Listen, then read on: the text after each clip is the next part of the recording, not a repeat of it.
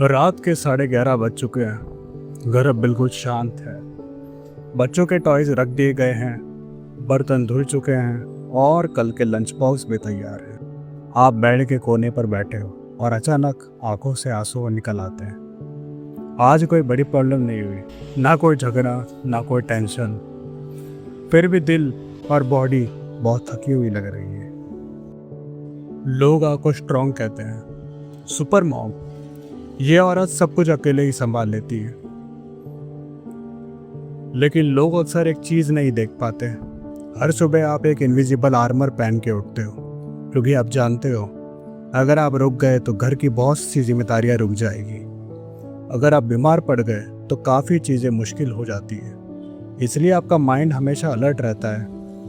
आप हर छोटी बड़ी चीज़ का ख्याल रखते हो।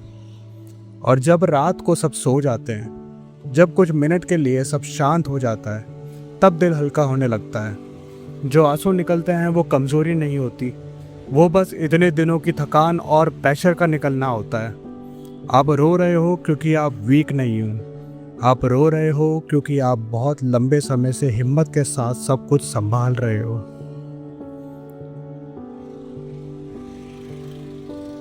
लोग कभी कभी सोचते हैं कि एक औरत सिंगल मदर तब बनती है जब लाइफ में कोई बड़ा झगड़ा हो गया हो। लेकिन असल जिंदगी में कहानी अक्सर इतनी सिंपल नहीं होती।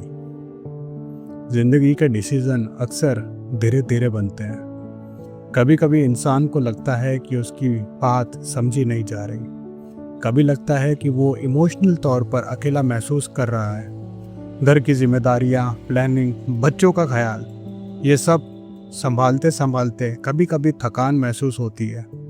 बहुत सी मदर्स अपने बच्चों के बारे में ही सबसे ज़्यादा सोचती है। उनके मन में सिर्फ एक ही बात होती है कि बच्चों की ज़िंदगी शांत और अच्छी हो जाए। इसलिए जब कोई मदर अपनी ज़िंदगी में बड़ा डिसीज़न लेती है, वो जल्दबाजी कभी नहीं करेगी। वो बहुत सोच समझ कर लिया गया डिसीज़न होता है। उसका मकसद सिर्फ एक होता है, अपने और अपने बच्चों के लिए एक स्टेबल और पीसफुल ज़िंदगी बनाना।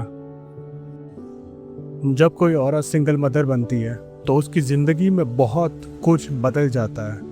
पहले वो किसी की लाइफ पार्टनर थी, एक साथ मिलकर ज़िंदगी बना रही थी, और फिर एक दिन अचानक सिचुएशन बदल जाती है। इस चेंज को समझने में ही टाइम लगता है। कभी कभी रात की खामोशी में एक सवाल मन में आता है, अब मेरी पहचान क्या है? यह सवाल गलत नहीं है। हर इंसान एक रोल से ज़्यादा होता है, और धीरे धीरे लाइफ आपको ये सिखाती है कि आप सिर्फ एक रोल तक सीमित नहीं हो। आप एक स्ट्रॉन्ग इंसान हो, एक केयरिंग पेरेंट हो, और एक ऐसी पर्सनैलिटी हो जो मुश्किल वक्त में भी खड़ी रह सकती है। सिंगल मदर्स की ज़िंदगी आसान नहीं होती, लेकिन उसमें एक चीज़ बहुत गहरी होती है, हिम्मत। और धीरे धीरे ज़िंदगी फिर से एक नया बैलेंस बनाना शुरू कर देती है। कभी कभी सबसे बड़ी ताकत यही होती है कि इंसान मुश्किल वक्त में भी अपने बच्चों के लिए खड़ा रहे और प्यार के साथ उनकी दुनिया को संभालता रहे। बाहर से देखा जाए तो बहुत सी सिंगल मदर्स बहुत कंपोज और स्ट्रांग दिखाई देती है।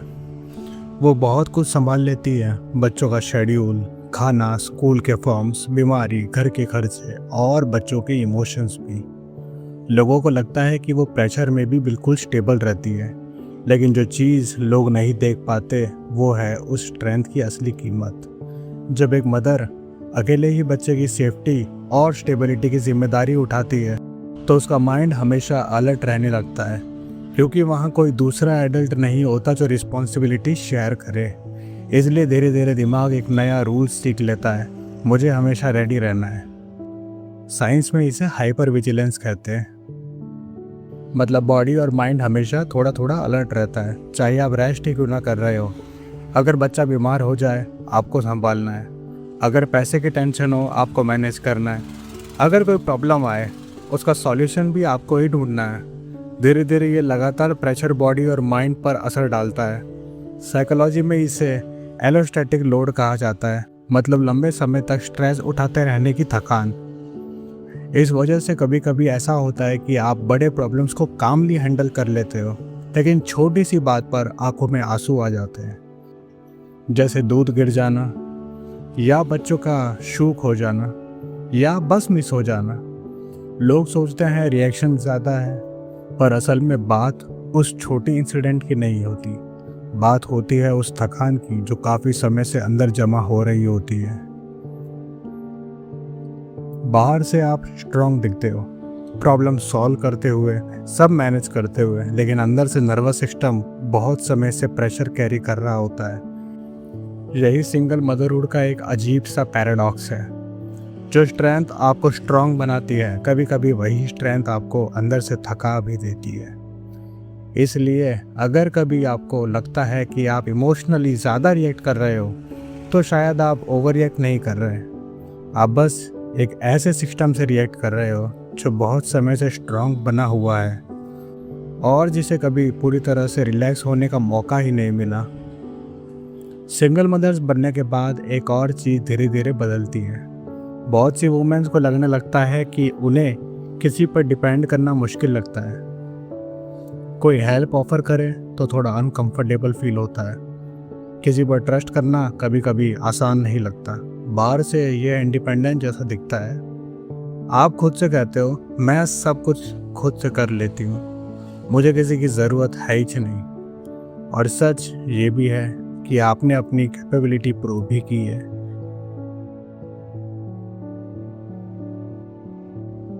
लेकिन साइकोलॉजी के हिसाब से ये कभी कभी हाइपर इंडिपेंडेंस भी हो सकता है। ये एक तरह की सर्वाइवल रिस्पॉन्स होता है।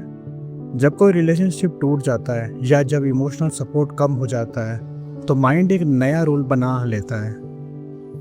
अगर मैं किसी पर डिपेंड ही नहीं करूँगी तो मुझे हर्ट भी नहीं होगा। इसलिए कंट्रोल सेफ लगने लगता है, सेल्फ रिलायंस प्रोटेक्शन बन जाती है और किसी पर ज़रूरत से ज़्यादा भरोसा करना रिस्की लगने लगता है। इसी वजह से कभी कभी सिंगल मदर्स नए लोगों को थोड़ा डिस्टेंस से देखती है, कभी जल्दी ट्रस्ट नहीं करती, कभी हेल्प लेने से भी मना कर देती है, चाहे वो बहुत थकी हुई क्यों ना हो। ये इसलिए नहीं होता कि उन्हें कनेक्शन नहीं चाहिए, सच तो ये है कि वो इंसान को कंपेनियनशिप की ज़रूरत ही नहीं है। कोई ऐसा हो जो कभी कभी कहे आज रात मैं संभाल लेता हूँ, लेकिन जब ये पॉसिबिलिटी रियल लाइफ में आती है तो माइंड थोड़ा कॉशियस हो जाता है, क्योंकि उससे स्टेबिलिटी की वैल्यू पता होती है जो बहुत मेहनत से दोबारा बनाई गई है। इसलिए कई सिंगल मदर सर्टेनिटी को चूज करती है। उन्हें पता होता है कि वो खुद पर रिलाई कर सकती है। दुनिया इसे इंडिपेंडेंस और स्ट्रेंथ के रूप में देखती है, और हाँ, ये स्ट्रेंथ ही है। लेकिन कभी कभी उस स्ट्रेंथ के पीछे एक और सच होता है। आप लोगों को दूर नहीं कर रहे क्योंकि आपको प्यार की ज़रूरत नहीं है। आप बस अपने दिल को प्रोटेक्ट कर रहे हो क्योंकि किसी वक्त ट्रस्ट करना आपके लिए मुश्किल हो गया था।